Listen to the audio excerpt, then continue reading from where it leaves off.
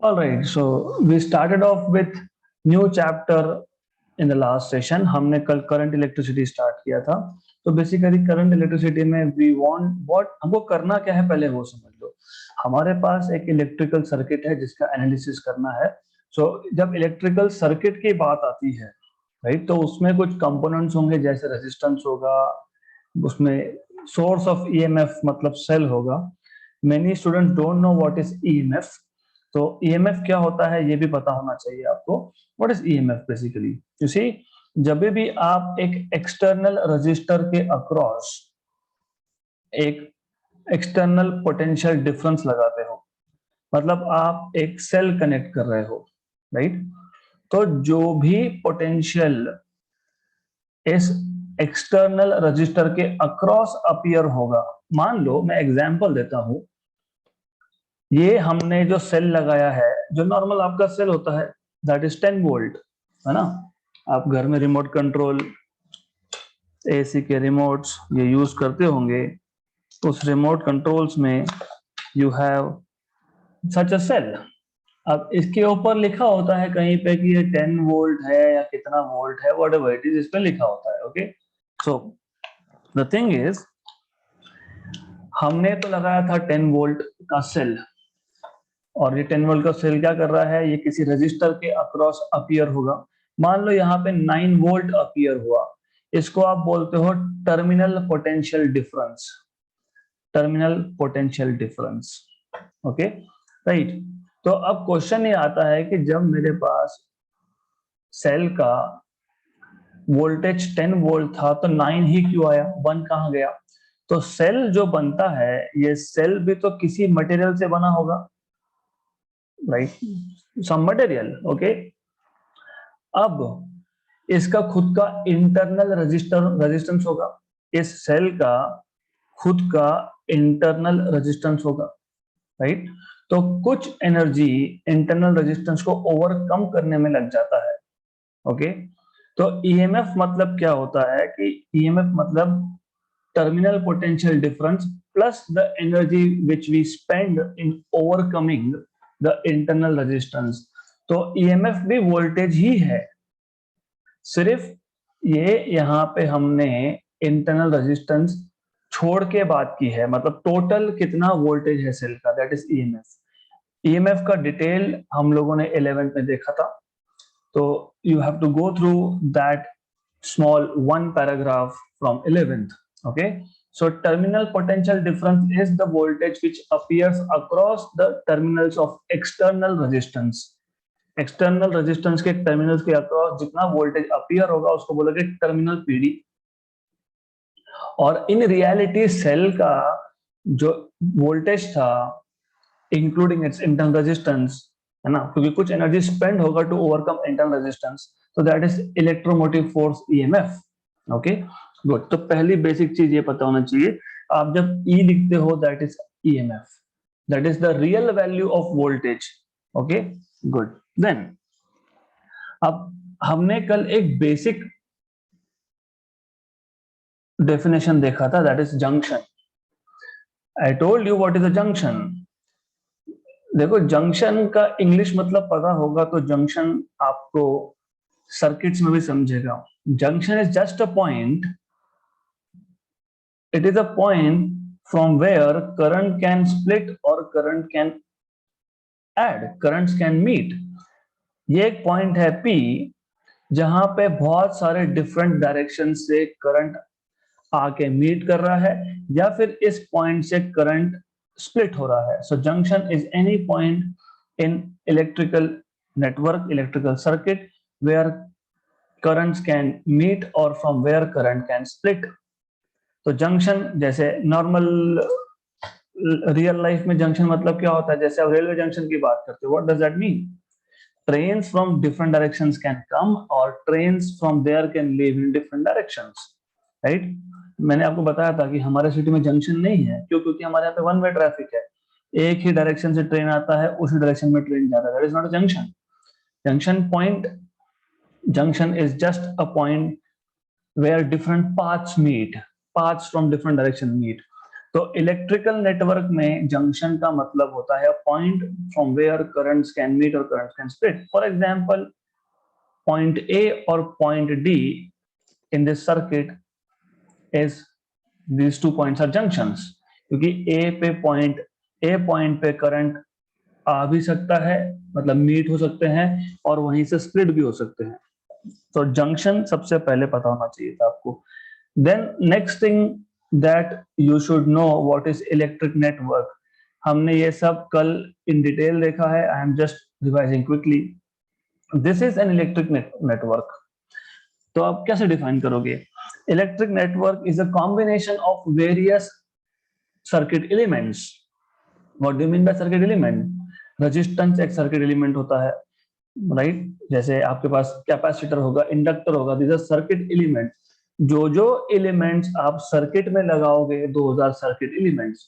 तो कोई भी सर्किट जब आप बनाते हो, जैसे आपको मैंने बताया था, अगर आपके घर में पुराना रिमोट कंट्रोल पड़ा है विच इज यूजलेस, उसको ओपन करके देखो. कैलकुलेटर पड़ा होगा, उसको ओपन करके देखो. उसके अंदर एक ग्रीन प्लेट होगा, उसके ऊपर आपको एक सर्किट दिखेगा, ट्रैक दिखेंगे बहुत सारे, और उसके ऊपर छोटे छोटे छोटे छोटे कंपोनेंट्स लगाए होते हैं, right?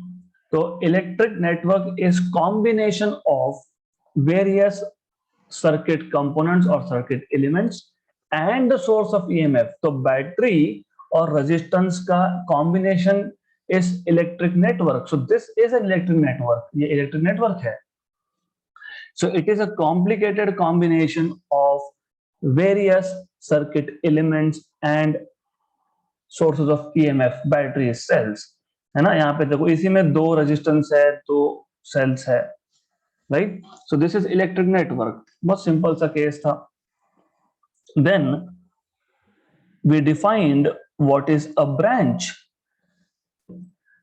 Branch is any part of the network between 2 junction points.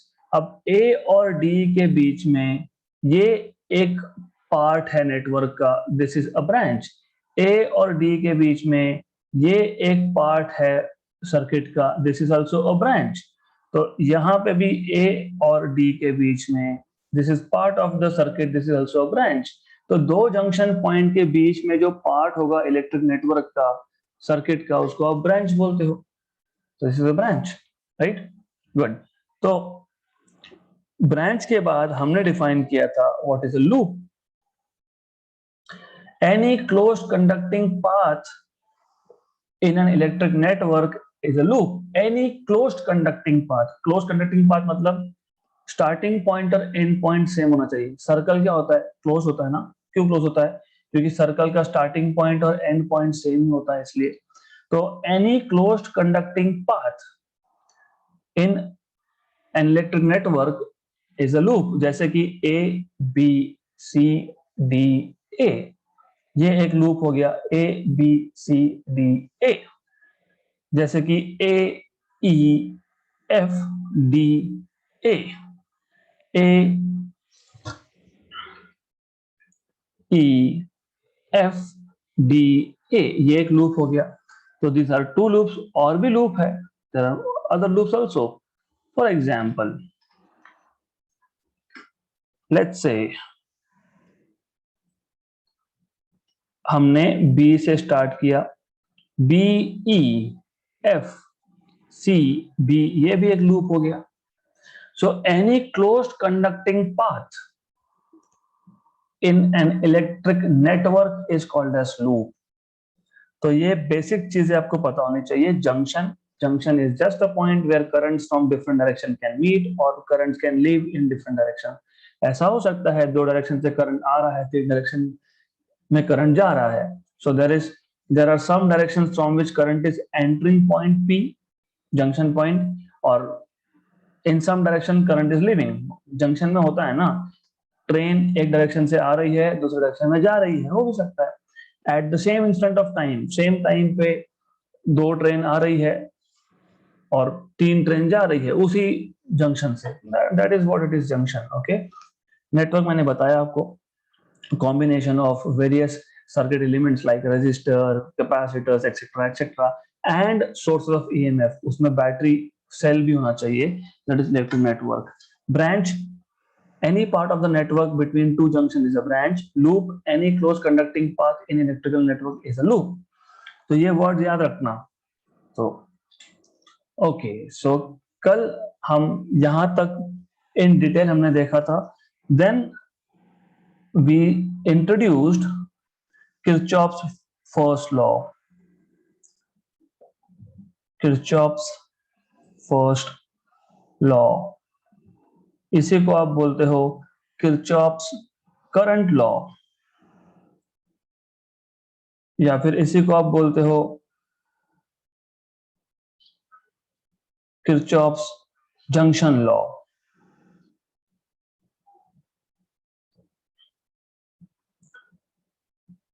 तो कल हमने इस कॉन्सेप्ट को इंट्रोड्यूस किया था, इन डिटेल नोट्स बाकी थे। So let us reintroduce this. I will take this diagram from here. According to the diagram as you see, यहाँ पे एक पी पॉइंट है जो जंक्शन है। Okay, this is a junction. Now as you see, let me give some names to this. मान लेते हैं ये करंट यहाँ पे I1 है, so current I1 is moving towards the junction, so this is current I1. Let's say current I2 is also moving towards junction. This is I3 which is moving away from junction. This is I4 which is moving away from junction. This is I5 current which is moving away from junction. तो दो currents है जो P point के पास में आ रहे हैं और तीन करंट्स है जो P पॉइंट से दूर जा रहे हैं। तो according to Kirchhoff's first law और किरचॉफ्स जंक्शन लॉ और किरचॉफ्स लूप और current law, the algebraic sum of all the currents at any junction is always equal to 0. मतलब आप सारे के सारे करंट्स का जब एडिशन करोगे तो सम 0 आएगा। तो according to Kirchhoff's first law, the algebraic sum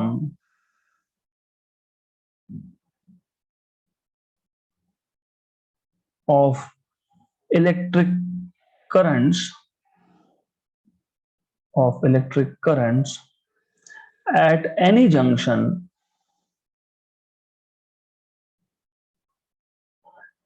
is always equal to 0. That is summation I equal to 0. मैं summation I क्यों लिख रहा हूं? क्योंकि बेसिकली अगर मेरे पास 10 अलग अलग डायरेक्शन से करंट आ रहा है तो मैं लिखने बैठूंगा क्या, I1 plus I2 plus I3 plus I4 plus I5। तो हम इन शॉर्ट लिखते हैं यहाँ पे, in short we write it like summation of all currents is 0। But as you know basic mathematics, कभी भी सारे पॉजिटिव नंबर्स का एडिशन 0 हो सकता है क्या? नहीं हो सकता। Have you ever seen 2 plus 3 plus 4 plus 5 equal to 0? नहीं हो सकता, होगा ही नहीं, क्योंकि all positive numbers add up to give you a non zero number. According to the statement of Kirchhoff's first law, algebraic sum of electric currents at any junction is always equal to 0. इसका मतलब कुछ currents, ये जो 5 current मैंने बताए हैं diagram में, I have shown you 5 currents in the diagram, I1, I2, I3, I4, I5। इसका मतलब इसमें से कुछ करंट्स नेगेटिव लेने पड़ेंगे, तो उसके लिए कुछ रूल्स होते हैं। So as I told you, हमने कल साइन कन्वेंशंस भी देखे थे। So there are some sign conventions.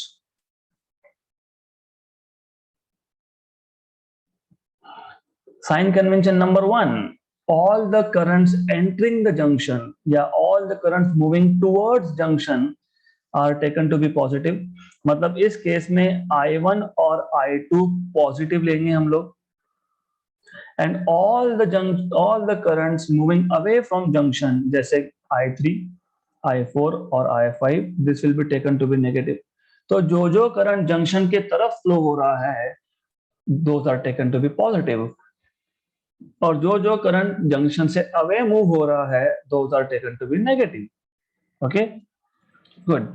तो ये साइन कन्वेंशंस आपको याद रखने पड़ेंगे, you will have to keep this in mind, क्योंकि जब हम इस पे क्वेश्चन सॉल्व करेंगे we will have to use sign conventions। okay, it is just like ray optics, there are some rules। इसको याद रखना तो और भी इजी है। रूल क्या था? रूल नंबर 1 ये था, all the currents which are moving towards the junction. So rule number 1, the currents flowing towards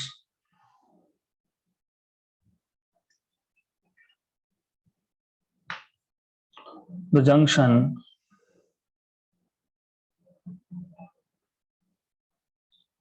are taken to be positive.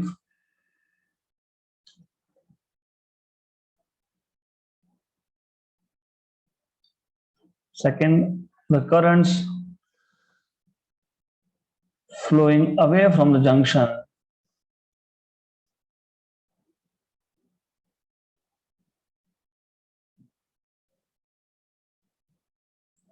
are taken to be negative.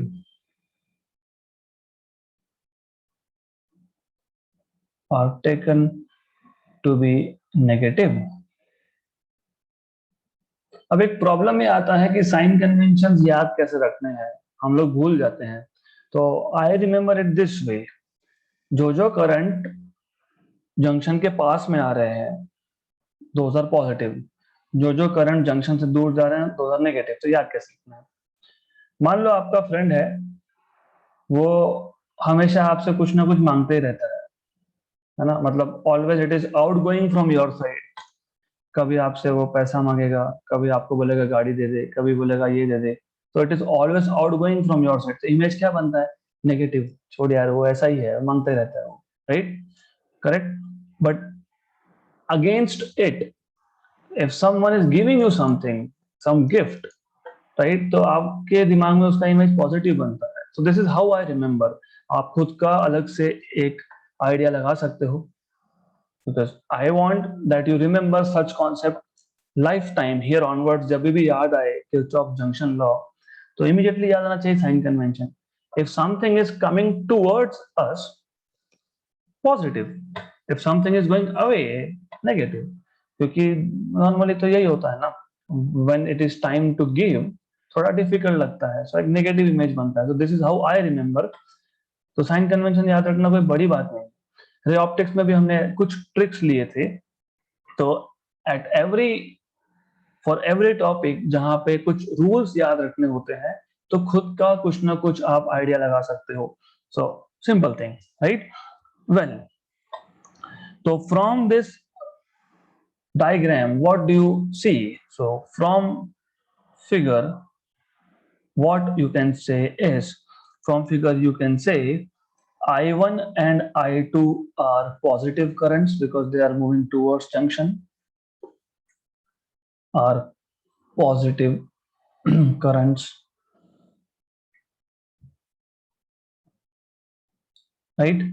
I3, I4 and I4, I3 and I4 and I5 are negative currents because they are moving away from the junction. Therefore, according to Kirchhoff's first law, according to Kirchhoff's first law or Kirchhoff's current law or Kirchhoff's junction law, summation of all the currents is zero. So I1 plus I2 minus I3 minus I4 minus I5 equal to zero। अब ये I3, I4, I5 minus क्यों लिया? Because of the sign convention. इसका मतलब क्या? इसका मतलब ये I1 plus I2 is equal to I3 plus I4 plus I5। सिर्फ नेगेटिव टर्म्स को राइट हैंड साइड पे शिफ्ट कर दिया। What do you understand from this? Therefore, currents entering the junction, मतलब currents flowing towards the junction. Therefore, the sum of current, the addition of current, the sum of currents flowing towards the junction, flowing towards a junction is equal to is equal to the sum of currents flowing away from the junction, flowing away from the junction. तो ये alternate statement हो गया Kirchhoff's first law का. Sum of currents moving towards, flowing towards junction is equal to sum of currents moving away from junction. This is what you can say. इसका मतलब क्या होता है? इसका मतलब ये होता है कि जंक्शन पे चार्जेस को रुकने का परमिशन नहीं है. There is no net accumulation of charges at the junction. मैंने कल आपको रियल लाइफ एग्जांपल बताया था. मैंने बताया था कि मान लो ये शिव तीर्थ है, यहाँ से एक रास्ता आ रहा है, ओके, यहाँ पे एक रास्ता जा रहा है, फिर यहाँ पे एक रास्ता जा रहा है. This is going towards another way, this is going like this. तो ऐसा है because there are 5 different directions. Okay, there, okay, if I am not wrong there are 5 directions. तो मान लो यहाँ से कुछ करंट आ रहा है, ओके, यहाँ से कुछ करंट मतलब ट्रैफिक आ रहा है, okay, and then from here the traffic is going this way. So there is some traffic coming towards that particular place and some traffic is going away, क्योंकि यहाँ पे रुकना मना है. You will never see people parking their vehicles here because it is not allowed. तो similarly junction की जब आप बात करते हो सर्किट्स में, तो जंक्शन पॉइंट पे चार्जेस को रुकना मना है. There is no net accumulation of charges, okay, which is in accordance with conservation of charge. Therefore बोल सकते हो this law is in accordance with, this law is in accordance with conservation of charge, conservation of charge. Since there is no gain or loss of charge at the junction, since there is no gain मतलब no accumulation or loss of charge at the junction. बहुत simple सा law है, जितना current आया उतना गया, बस खत्म. that's all about Kirchhoff's first law. इतना ही है वो. Okay, right, very simple. तो एज यू रिमेम्बर हमने 2 इंपॉर्टेंट चीजें डिफाइन की है, एक है जंक्शन, एक है लूप. तो पहला जो लॉ था वो रिलेटेड टू जंक्शन था, दूसरा जो लॉ है वो रिलेटेड टू लूप है. तो Kirchhoff's second law, that is loop law. Okay, so Kirchhoff's second law, जिसको आप Kirchhoff's लूप लॉ भी बोलते हो, या आप इसको Kirchhoff's वोल्टेज लॉ भी बोलते हो, KVL. पहले लॉ को KCL बोलते हैं, Kirchhoff's करंट लॉ. दूसरे को बोलते हैं Kirchhoff's voltage law, KVL. Okay, अब ये जो है ये भी बहुत इजी कॉन्सेप्ट है. मान लेते हैं हम लोग हमारे पास एक लूप है. तो देखो Kirchhoff लूप लॉ है तो लूप तो होना चाहिए. You need to have a closed conducting path. You remember how we define loop? We define loop as a closed conducting path. तो हमारे पास एक closed, सबसे पहले तो closed conducting path होना चाहिए. अब मान लेते हैं कि इस closed conducting path में हमारे पास कुछ सर्किट एलिमेंट्स है. मान लो यहाँ पे मेरे पास 2 रजिस्टर है और एक मेरे पास सोर्स ऑफ EMF है. तो I have let us say resistance R1, I have let us say resistance R2, I have a source of EMF, let us say E. Okay, 2 भी लगा सकते हैं हम लोग, doesn't matter, it really doesn't matter. I can have two cells. Normally तो लगाते हैं ना हम लोग 2 cell. I will show you 2 cells now because you see normally remote controls में what you do is you put two cells, दो cell लगाते हो, दो सेल यहाँ पे भी लगा सकते हो। मैं फिलहाल सर्किट को सिंप्लीफाइड वर्जन में रखना चाहता हूँ, just to introduce the concept. फिर उसके बाद हम ऐसा करेंगे, we will put two different sources of EMF लगा देंगे बाद में, 2 3 4 5। ओके, इट इज नॉट इच्छा अनुसार, इट इज रिक्वायरमेंट अनुसार। तो मेरी मर्जी में 10 लगा रहा हूँ, वैसा नहीं चलता है यहाँ पे। यहाँ पे रिक्वायरमेंट क्या है सर्किट का, उसके हिसाब से नंबर ऑफ सेल्स लगाते हैं हम लोग। ओके, तो ये नहीं मेरी इच्छा है मैं 10 लगाऊंगा, वैसा नहीं होता है यहाँ पे। So in any case, for the time being just let us introduce what is Kirchhoff's voltage law. बहुत सिंपल सा कॉन्सेप्ट है। हमारे पास एक ईएमएफ का सोर्स है। ईएमएफ का सोर्स मतलब इलेक्ट्रोस्टैटिक एनर्जी का सोर्स। सेल क्या करता है, चार्ज स्टोर करता है। मतलब क्या करता है, इलेक्ट्रोस्टैटिक पोटेंशियल एनर्जी स्टोर करता है, राइट। फिर आप सेल को किसी भी रिमोट में क्यों डालोगे, क्योंकि आपको रिमोट का सर्किट चलाना है। सर्किट चलाने के लिए इलेक्ट्रोस्टैटिक एनर्जी की जरूरत है। मतलब उसमें जो भी कंपोनेंट्स होंगे, उस कंपोनेंट्स को रन करने के लिए, ऑपरेट करने के लिए एनर्जी की जरूरत है। तो लॉजिकली सोचो, अगर इसके पास 10 वोल्ट का वोल्टेज है तो कौन यूज करेगा, तो दो एलिमेंट्स है तो वो दोनों यूज करेंगे ना। तो ये जो 10 वोल्ट का आपके पास बैटरी था, उसने करंट सर्कुलेट किया I, तो रेजिस्टेंस R1 उसको यूज करेगा, तो पोटेंशियल का ड्रॉप होगा, इसलिए बोलते हैं potential drop across R1 is let us से V1। Okay, right. Potential drop across R2 is let us say V2. By Ohm's law you know V1 equal to IR1। मैं I1 R1 क्यों नहीं लिख रहा हूं, क्योंकि सीरीज में current same होता है।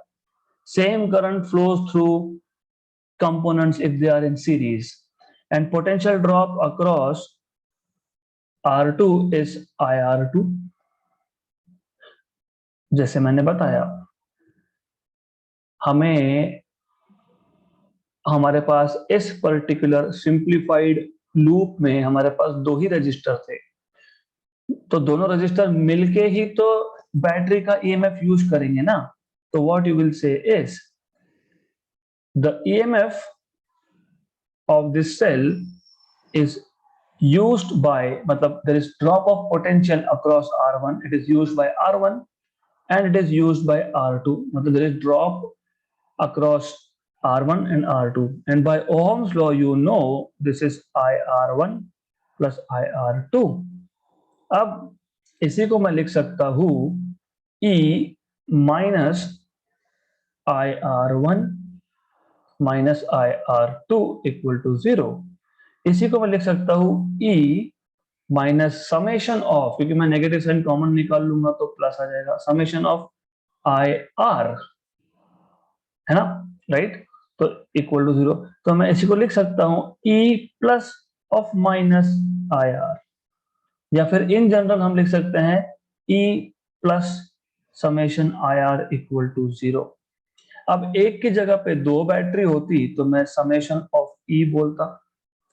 तो what do you understand by Kirchhoff voltage law is, अगर आपके पास एक सर्किट में दो सेल है, दो सोर्स ऑफ ईएमएफ है, और अगर आपके पास सर्किट में 10 कंपोनेंट है, तो उन दोनों का सोर्सेस का एनर्जी कौन यूज करेगा, कंपोनेंट्स ही यूज करेंगे। तो the in a closed loop of electrical network the algebraic sum of potential differences, ये पोटेंशियल डिफरेंसेस है IR या फिर potential drop. In a closed loop of electrical network, the algebraic sum, क्योंकि summation किया है यहाँ पे, the algebraic sum of potential differences for all the components plus, क्योंकि बीच में if you see मैंने इसको लिखा था summation E plus summation IR equal to 0। So in a closed loop of electrical network, the algebraic sum of potential differences for all the components plus the algebraic sum of all the EMF is equal to 0। Okay, तो easy statement है। तो what does Kirchhoff's voltage law tells you, आपने जितने भी sources of energy मतलब EMF लगाए हैं, उन सारे सोर्सेस ऑफ एनर्जी को यूज कौन करेगा? जितने भी जगह पे पोटेंशियल ड्रॉप होगा, जितने भी कंपोनेंट्स होंगे वो। तो algebraic sum of all the potential drop of all the components plus the algebraic sum of all the EMF is equal to 0 for a closed loop. This is Kirchhoff's voltage law and logical चीज भी है। मैंने अगर 10-10 volt के दो cell लगा दिए, okay, तो ये दोनों सेल का कंबाइंड एनर्जी ये दो कंपोनेंट यूज करेंगे, सिंपल लैंग्वेज। ओके, इसके भी कुछ साइन कन्वेंशन है, हम उस पे we will be talking about this, लेकिन पहले हम इसको स्टेट कर देते हैं। First thing is to put this in the form of statement, फिर हम लोग कन्वेंशन भी देखेंगे। तो statement, extremely simple statement in a closed loop of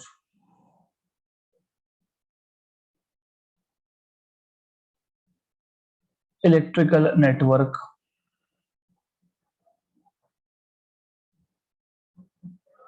the algebraic sum of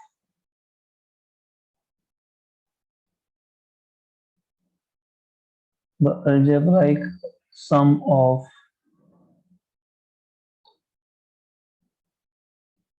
potential differences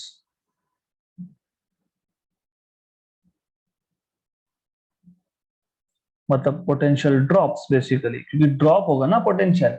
मेरे पास एक सेल था जिसमें इलेक्ट्रोस्टैटिक एनर्जी स्टोर किया था, फिर बाद में मैंने उसको एक सर्किट में कनेक्ट कर दिया, तो उस सेल का तो पोटेंशियल विद टाइम कम होगा ना। अगर वैसा नहीं होता तो फिर 1 महीने बाद, 2 महीने के बाद, 3 महीने के बाद आप सेल क्यों चेंज करोगे? अगर सेल का एनर्जी यूज ही नहीं होगा, मतलब पोटेंशियल का ड्रॉप ही नहीं होगा, तो फिर हमको सेल कभी चेंज करने की जरूरत ही नहीं थी। ऐसे तो सारे इंडस्ट्री जो सेल मैन्युफैक्चर करते हो बंद हो जाता, एक बार सेल लाए चलते ही जा रहा है, राइट? तो ड्रॉप होगा, this is important. In a close loop of electric network the algebraic sum of potential differences मतलब potential drops for all the components, for all circuit element components, for all elements भी बोल सकते हो, for all elements plus the algebraic sum of all EMFs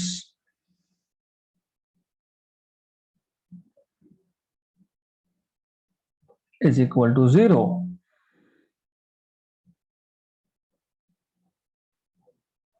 So mathematically you can write down summation over all the source of EMF plus summation of all the potential drops equal to 0. Right? So this is something you need to know. अब आता है सबसे important part of this chapter, that is sign convention to apply Kirchhoff's voltage law. तो Kirchhoff's voltage law apply करने के time पे आपको कुछ रूल्स को फॉलो करना है, साइन कन्वेंशंस।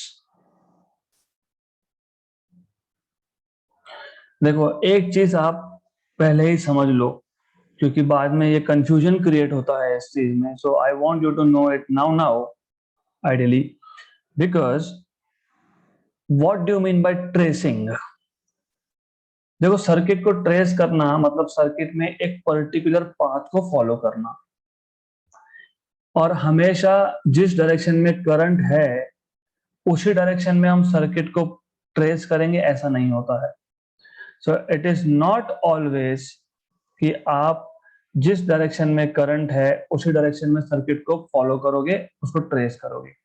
तो what I will do is, मैं एक सर्किट ड्रॉ ही कर लेता हूं so that you understand it in a better way. So let's say I have a circuit. Let me draw a circuit first.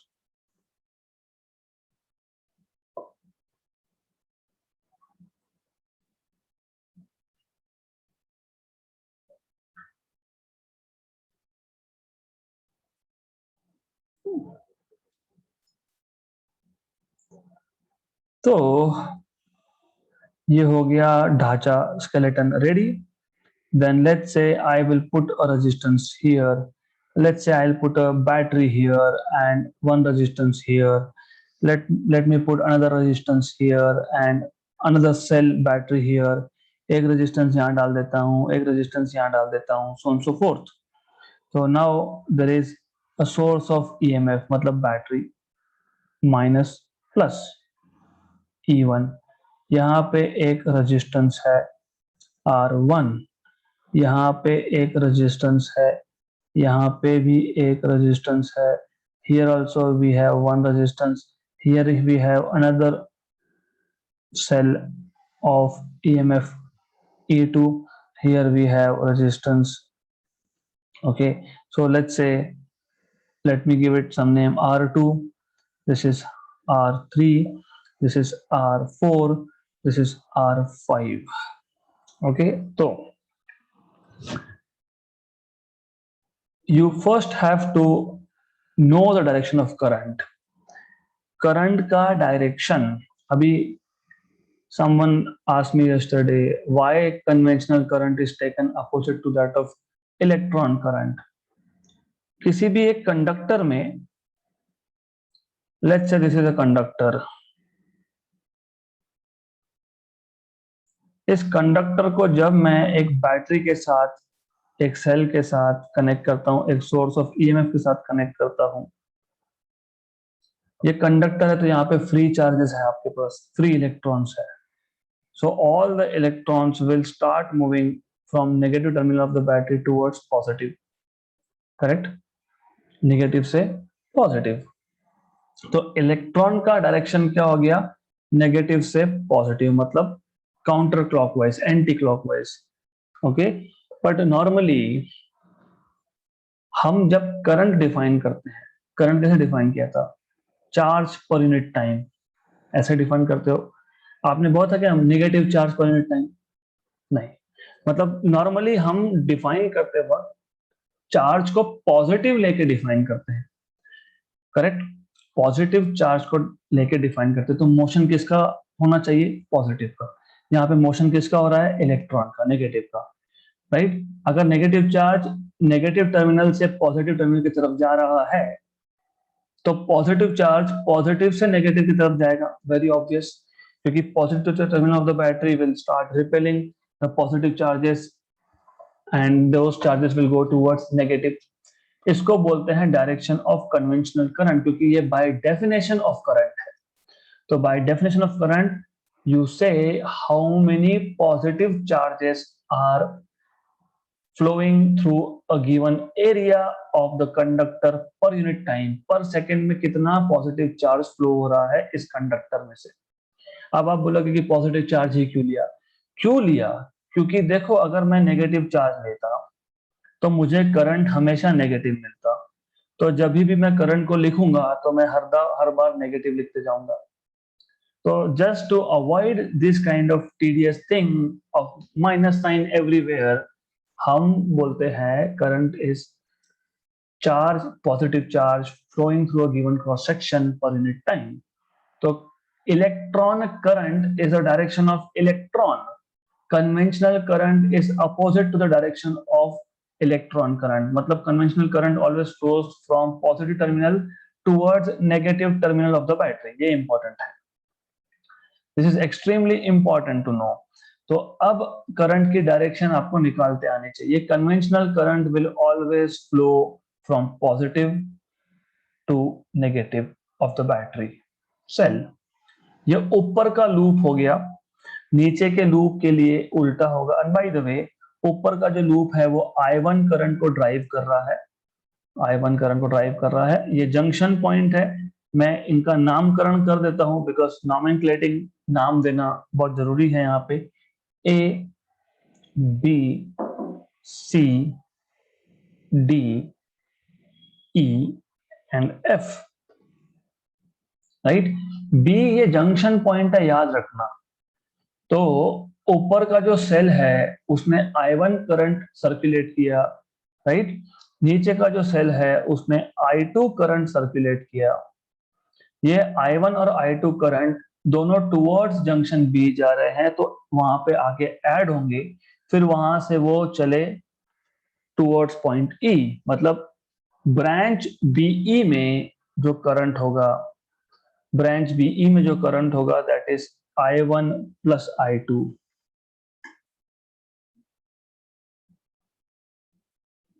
Okay, फिर वापस से ई point पे आने के बाद I1 चला अपने अपने रास्ते, I2 गया अपने अपने रास्ते, स्प्लिटिंग ई भी जंक्शन है, राइट, गुड।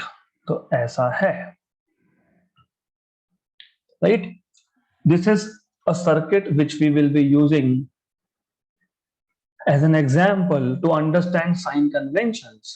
सबसे पहले as I told you, मुझे अगर साइन कन्वेंशन समझने हैं तो I have to take into account some loop, क्योंकि हम क्या पढ़ रहे हैं, हम पढ़ रहे हैं किरचॉफ्स लूप लॉ। तो पहले तो कोई एक लूप कंसीडर कर लो।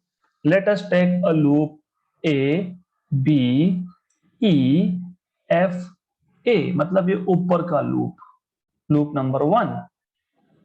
ओके, तो इस लूप में अब जब आप लूप लिखते हो तो आपके ऊपर डिपेंड करता है कि आपको लूप को एंटी क्लॉकवाइज ट्रेस करना है, मतलब ए बी ई एफ ए ऐसा ट्रेस करना है, या आपको क्लॉकवाइज ट्रेस करना है ए एफ ई बी ए। आपको कैसा जाना है ये आपका डिसीजन है, whether you want to trace, trace मतलब follow the loop clockwise or anti-clockwise, it is dependent on you। तो स्टूडेंट के ऊपर है वो। तो लेट अस से मैं एक काम करता हूं, मैं दोनों केसेस ले लूंगा। तो लेट अस से मैं ए से बी से ई एफ एंड ए जा रहा हूं, मतलब I am tracing the loop in anti clockwise direction. Okay, rule number 1, sign convention number 1, while tracing a loop, if you are tracing in the direction of current, मैं कहां से कहां जा रहा हूं, ए से बी, मतलब ए से बी, और यही तो करंट का डायरेक्शन है, करंट का डायरेक्शन भी यही है।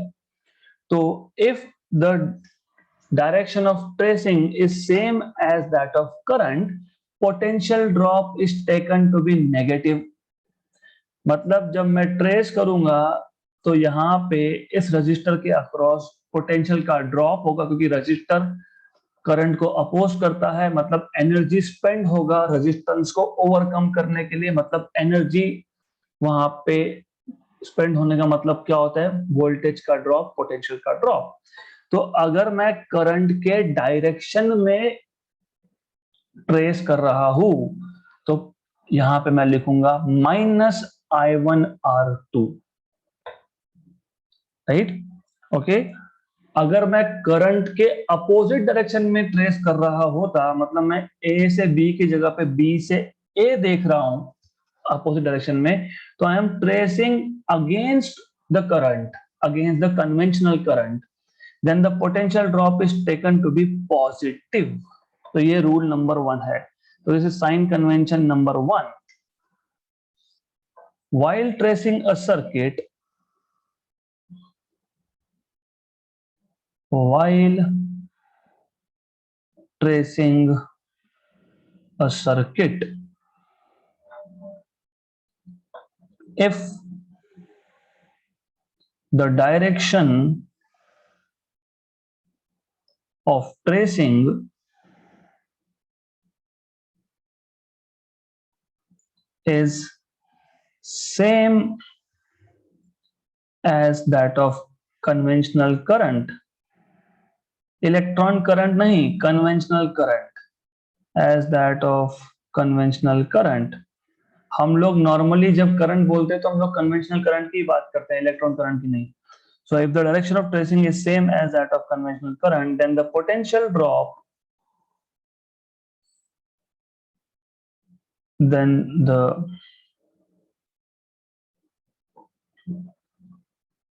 potential drop across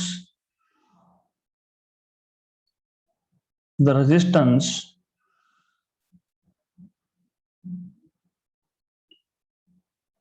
is taken to be negative, is taken to be negative. Otherwise, it is taken to be positive.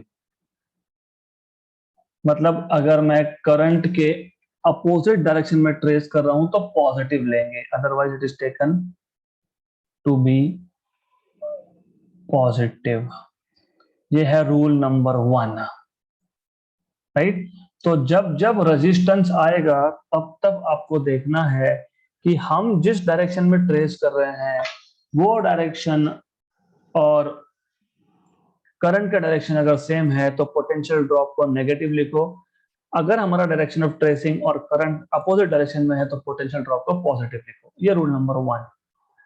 अब कभी कभी क्या होता है, जैसे यहाँ पे मैं ए से बी आ गया, बी से ई आ गया, ई से एफ आ गया, एफ से अब आगे जब मैं बढ़ रहा था, ओके, तो रेजिस्टेंस का तो काम हो गया, वहां पोटेंशियल ड्रॉप मैंने कैलकुलेट कर लिया। अब प्रॉब्लम है कि मेरे पास सर्किट में लूप में एक बैटरी आ गई, सेल आ गया। तो जब हम इस बैटरी को, इस सेल को नेगेटिव से पॉजिटिव ट्रेस करते हैं, क्योंकि मेरा ट्रेसिंग का डायरेक्शन ये था, एंटी क्लॉकवाइज, ओके। तो ईएमएफ पॉजिटिव लेना है कि नेगेटिव लेना है, जैसे पोटेंशियल ड्रॉप पॉजिटिव कब नेगेटिव कब देख लिया। तो ईएमएफ पॉजिटिव कब नेगेटिव कब, सिंपल, ईएमएफ पॉजिटिव कब, जब आप ईएमएफ के नेगेटिव से पॉजिटिव की तरफ जा रहे हो, because I was going from F to A, okay, मैं एफ से मैं ए की तरफ जा रहा था, I was going from F to A, my direction of tracing is F to A, तो I am jumping this EMF E1 from negative to positive, तो प्लस E1 लिया जाएगा। तो EMF is taken to be positive if we trace the cell from negative terminal to the positive terminal। अगर उल्टा होता, मान लो I was tracing from A to F, तो I am tracing this particular EMF, source of EMF from positive to negative terminal, तो EMF will be taken to be negative। तो पहला rule क्या था, पहला रूल ये था, first rule was this, if you are tracing in the direction of current, conventional current, then the potential drop across resistance is taken to be negative. If you are tracing against the direction of conventional current, potential drop is taken to be positive। अभी दूसरा आ गया cell का बात, battery का बात। If you are tracing a cell, a battery from negative to positive, then the EMF is taken to be positive। If you're tracing a battery from positive to negative, then the EMF is taken to be negative। तो ये second sign convention है। तो ये दो sign convention आपको compulsorily पता होने चाहिए। It is important for you to know this, otherwise हम जब न्यूमेरिकल सॉल्व करेंगे आपका एक भी आंसर करेक्ट नहीं आएगा अगर आपको ये साइन कन्वेंशंस, ये ट्रेसिंग के रूल्स नहीं पता तो। सो पहला rule we have already noted down, let's note down second rule, rule number 2, sign convention number 2। EMF is taken to be positive, EMF is taken to be positive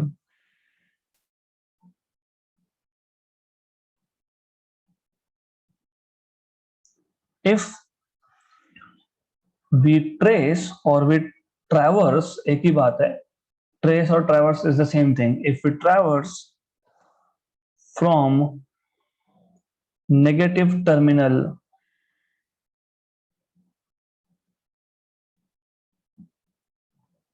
to the positive terminal, to the positive terminal inside the cell,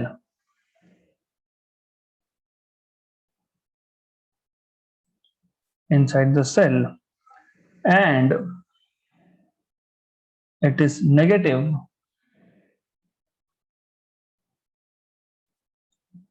if we traverse from the positive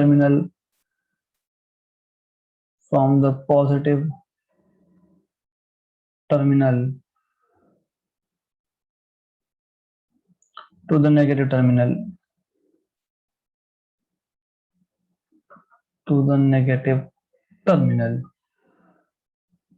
ये आ गया आपका rule number 2. Okay, so this are two sign conventions that you should use while tracing a loop, क्योंकि हम Kirchhoff's loop law की बात कर रहे थे. तो detailed example how to trace, और ट्रेस करने के बाद इक्वेशन कैसे बनेगा वो मैं नेक्स्ट सेशन में लूंगा. So in the next session I will be continuing this point onwards and I will tell you कि लूप को ट्रेस कैसे करना है. फिर हम इमीडिएटली 2-3 एग्जांपल्स ले लेंगे, क्योंकि ultimately as I told you in the last lecture, हमारा एम क्या था? हमारा एम है सर्किट को सॉल्व करना. सर्किट को सॉल्व करना मतलब क्या? मे बी I1 करंट का वैल्यू फाइंड करना होगा, मे बी आपको बोला होगा I3 रेजिस्टेंस फाइंड करो, R3 रेजिस्टेंस फाइंड करो, मे बी आपको बोला होगा कि बाकी सब चीजें दी है, E1 फाइंड करो. तो solving a circuit means to find out value of either I और R और E. तो how to apply KCL and KVL to solve a circuit, ये हम कल with the help of example देखने वाले हैं. So we'll stop here for today.